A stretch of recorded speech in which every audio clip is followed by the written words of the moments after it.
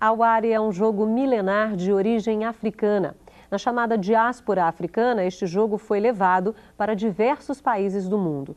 Hoje ele também está presente em algumas salas de aula, ainda mais quando o assunto é matemática. Confira. No Colégio Estadual Zumbi dos Palmares, em Salvador, este grupo de alunos da 5ª série está jogando Awari. O mais importante é que esse jogo fala, meio escondido, mas fala da cultura africana, que nós somos descendentes de africanos, né? E, por exemplo, se chegar algum africano aqui e a gente for para a África, a gente já vai ter alguma coisa lá da África. Aqui, as peças do jogo são os grãos de feijão e pires que representam o tabuleiro improvisado. Cada prato tem que ter 4 elementos. O jogador que começar tem que pegar os 4 elementos e ir distribuindo em cada conjunto. Tem que ser assim, porque não pode dar assim.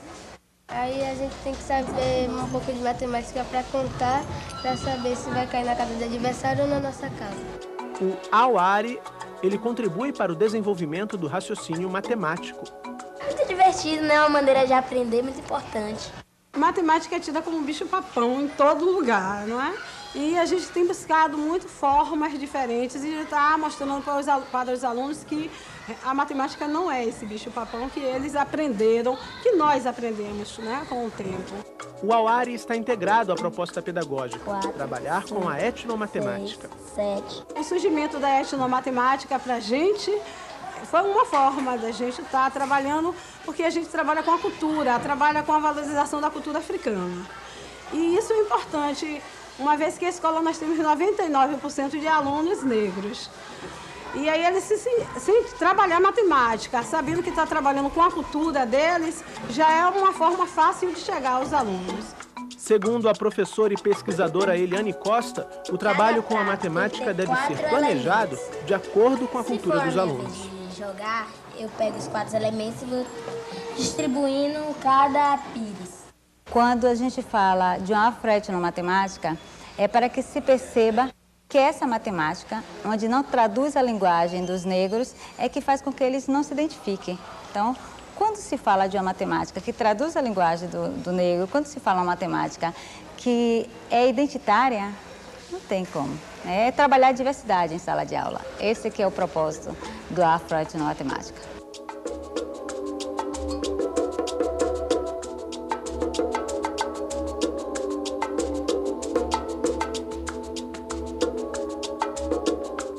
Professor José Marcos, o senhor no começo do programa falava um pouco desse aumento da autoestima quando se discutem questões ligadas à educação matemática, trazendo as questões africanas, afrodescendentes, afro-brasileiras para a sala de aula. Que estratégias o senhor desenvolve lá no Colégio Municipal Zelita Rocha e que são atividades voltadas para essas questões? Olha, lá em Macaé, embora eu trabalhe com alunos do nível médio, mas nós também, eu observo muito lá a grande diferença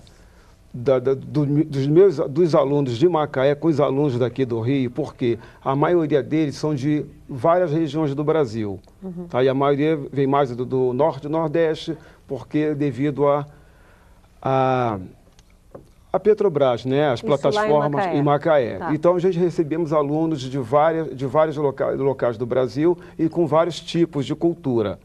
Então, como é que a gente consegue fazer tudo isso? Eu tenho o trabalho ali de, quando um aluno de uma região da Bahia me vem a fazer uma pergunta, professor, como é que eu consigo aprender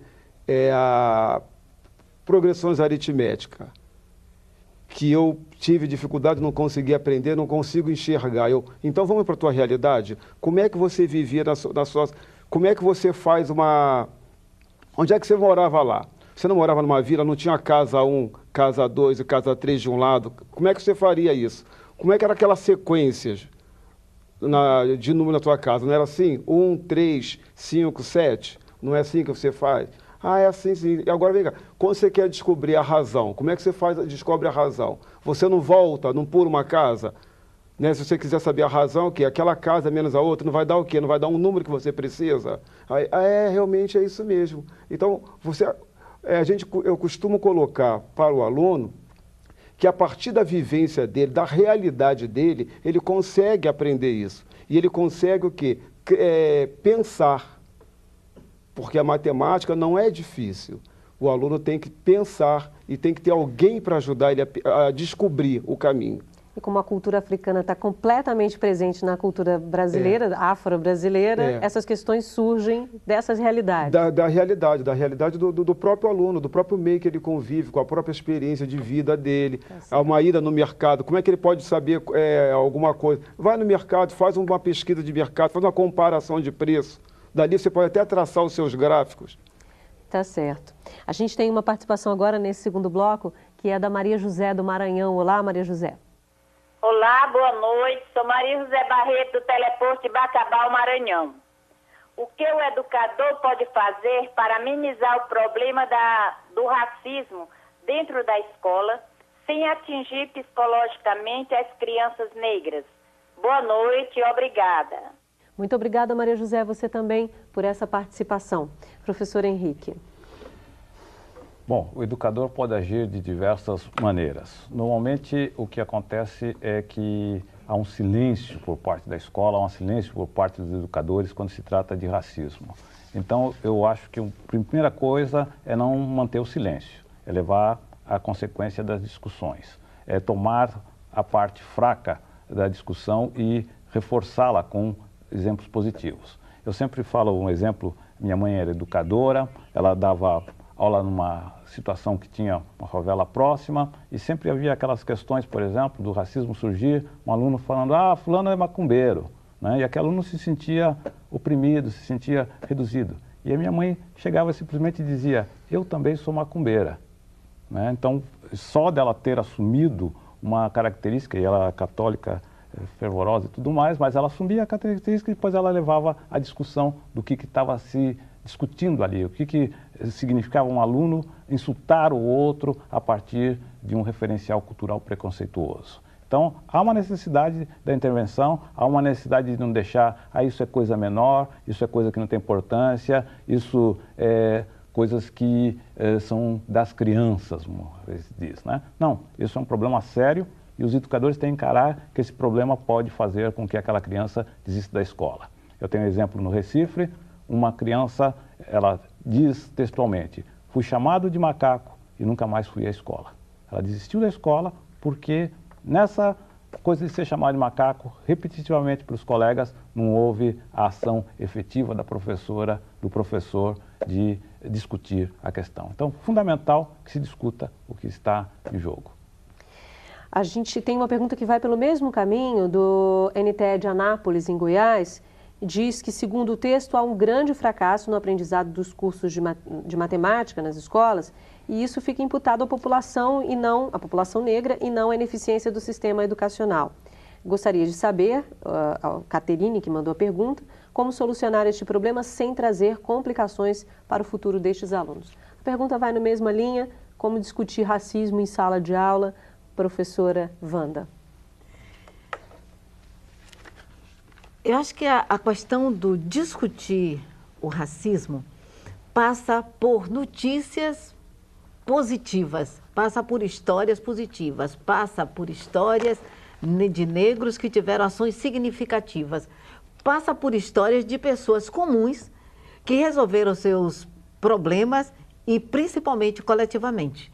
Eu acho que passa pela história dos cantos de trabalho, dos grupos que se organizavam para trabalhar, dos grupos que se organizavam para comprar alforria, dos grupos que se organizavam como precursores dos sindicatos, isso ainda na África Antiga, os ferreiros, os tecelões faziam isso. Eu acho que passa por belas histórias. Antes dos números, eu acho que passa por belas histórias, por histórias significativas que existem, né, de construtores, como está no boletim, enfim, de ações que façam com que essa criança compreenda que nós todos somos potencialmente iguais para aprender ou para fazer coisas diferentes. Passa, inclusive, pelas obras de arte, que estão ligadas à matemática no sentido do estudo da perspectiva, do estudo do tempo, do espaço, da localização. Eu acho que temos muito o que fazer e não necessariamente passa por falar, por analisar a questão do racismo, mas ver o que é que de significativo está sendo feito, né, foi feito por nossos ancestrais negros ou aqueles que ainda convivem conosco. A participação agora é da Margarete de Goiás. Olá, Margarete. Olá, Bárbara, boa noite. Boa noite, especialistas, convidados, colegas do Brasil. Eu faço a pergunta em nome das cursistas da TV Escola do NTE de Anápolis, Goiás. A pergunta é a seguinte: a proposta afroetnomatemática reflete sobre o credo racista de que negro não dá para matemática. Mas essa proposta também apresenta-se tão racista quanto o jargão mencionado. Sendo assim, se entendemos bem, não seria preconceito selecionar os afrodescendentes para receberem um estudo complementar? Isso não seria tratá-los como indivíduos intelectualmente deficientes? Obrigada, boa noite. Obrigada, Margarete, por essa participação, mais uma aqui no programa ao vivo. Eu vou passar para o professor Henrique, que é o autor do texto, para que fique claro a resposta em relação à pergunta da Margarete.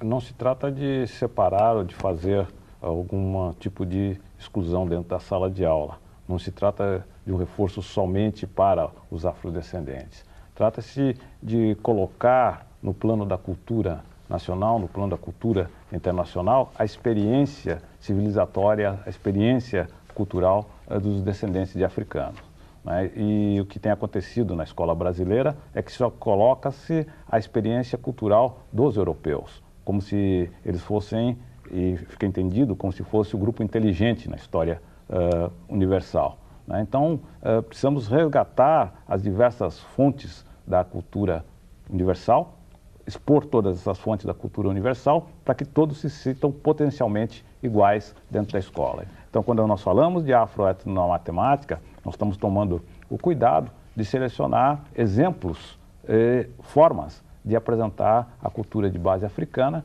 e pé de igualdade com a cultura de base europeia, em pé de igualdade com as culturas indígenas, em pé de igualdade com o conhecimento universal. A gente está, para ficar claro, a gente está desde o começo da série discutindo a questão da lei 10.639, que torna obrigatório o ensino da história, cultura africana e afro-brasileira nas escolas públicas. E pelo que me parece, obviamente já foi discutido aqui, é para todas as crianças, escola pública como um todo, brancas, negras, indígenas, de origem europeia, inclusive. Me corrija se eu estiver errada, professor Henrique. É perfeito. A abordagem é a inclusão desse conhecimento junto aos demais conhecimentos e os conhecimentos também das outras matrizes culturais, para que todos sejam dignos perante a cultura nacional, porque todos pareçam como produtores dessa cultura nacional, como todos pareçam como produtores do pensamento e da cultura internacional. Então a lei, ela vem acrescentar e corrigir aquilo que estava faltando. Ela vem colocar um conhecimento que era negligenciado e que fazia com que um conjunto da população se sentisse deprimido. Ainda outra pergunta do pessoal de Anápolis: quando comparamos o ensino de matemática com o de informática, não estamos complicando mais ainda o estudo desta disciplina para as pessoas que já trazem um rótulo, ela pôs entre aspas, de que negro não é para matemática? Professor José Marcos. Não, não é bem assim. Olha, a matemática sempre foi vista, tá? O bicho-papão. Quem é, desde o branco ao negro, todos têm dificuldade, tem medo de matemática. O que ocorre? Ocorre que, na grande maioria, o aluno não consegue e não quer dar uma paradinha para pensar. Hoje em dia, o aluno já quer tudo pronto. E na informática também, hoje em dia, ele também já quer tudo pronto. Eu vejo isso aqui na FATEC, no Rio de Janeiro, também. Quando eu dou aula de Excel, o aluno já quer que eu coloque para ele a fórmula para ele fazer o cálculo de uma operação dentro de uma planilha. Não é assim. Eu faço ele pensar, vamos voltar para a matemática. O que você quer calcular? Vamos pensar. Eu acho que o que está faltando nos nossos alunos é ele parar e pensar. Hoje em dia eles querem tudo pronto, não querem pensar. Quer que o professor passe o exercício no quadro e faça para ele só copia para o caderno. Como ele conseguiu descobrir aquele resultado?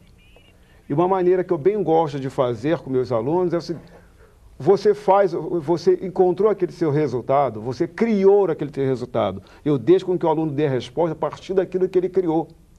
Eu não quero que ele siga somente que 2 vezes 2 dá 4. Não, eu quero que ele busque também uma outra forma dele resolver aquela questão. E eu aceito, porque ele usou uma lógica, porque ele pensou. Ele tem um outro tipo de raciocínio, sem ser aquele que já está taxado pelos livros didáticos. Como disse a professora Wanda, a matemática está em tudo, está nas relações. Não dá para também ter informática sem matemática. Não dá. E se ele quiser fazer a informática, ele vai precisar um pouco, não é bem da matemática, é do conhecimento, de como ele vai agir para poder fazer aquilo. É da construção desse conhecimento.